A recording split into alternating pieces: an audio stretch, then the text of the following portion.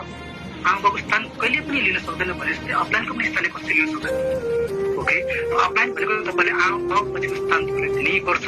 यदि तपाईँले इङ्ग्लिसबाट के लिन खोजेको हो भने त्यसको विकल्पै छैन।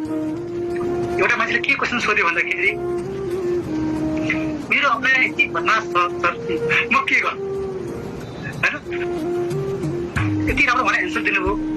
उहाँले के भन्नुभयो भने त्यो अफलाइन फटा छ भने त त्यस्तो नभन्नु, किन तपाईँ पनि कसैको अफलाइन, किन तपाईँको कोही अफलाइन छ भने तपाईँ पनि कसैको अफलाइन हो नि त, के गर्ने तपाईँ त्यस्तो नभन्नु। यानि मेसेज के छ, अफलाइनलाई सुधार्ने होइन आफू सुध्रिने। तपाईँलाई फेरि यहाँ अचम्म लाग्ला, आज मेरो अफलाइन अहिलेसम्म नेपाल आउनु भएको छ होइन, तर हामी डिसिडी बनिसक्यौँ, बन्यो भने कति बनाइसक्यौँ। ओके, किनभने अफलाइनलाई वेट गरेन मैले, अफलाइन एप्स बल्ल हुन्छ भने सोचेन, अफलाइनलाई खुलेर बसेन, मैले के गरेँ अफलाइन बने, बेस्ट अफलाइन खोजेन, बेस्ट अफलाइन बन्न चाहे। किनभने अफलाइन चेन्ज गरेर तपाईँलाई फाइदा छैन, तपाईँ चेन्ज गरेर तपाईँलाई फाइदा छ। जुन तपाईँ चेन्ज हुन्छ तपाईँको टिमलाई फाइदा हुन्छ, जुन टिमलाई फाइदा हुन्छ सारा टिम ग्रुप।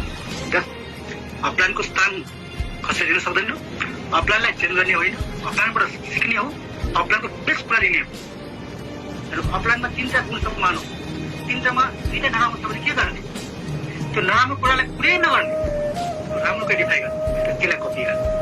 हामी गल्ती के गर्छौँ, अफलाइनको 4वटा गुणमा एउटा अवगुण देख्छौँ, त्यो अवगुणको कुरा गर्छौँ, यस्तो छ त्यो 4वटा गुण कुरै गर्दैन, त्यहाँदेखि कहिले मिस नगर्नु होला। त्यस कहिले काहीँ मिल्यो पनि, कहिले काहीँ म फिल गर्छु, कहिले काहीँ बाई मिस्टेकली मैले अफलाइनमा कति कुरा मलाई यस्तो ठिक दुःख लाग्छ, फेरि मैले सुधार्छु होइन है, त्यसले मलाई नोक्सान गर्छ भन्छु।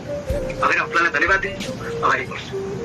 Okay, that's why offline is always offline, and you are also offline, be the best offline.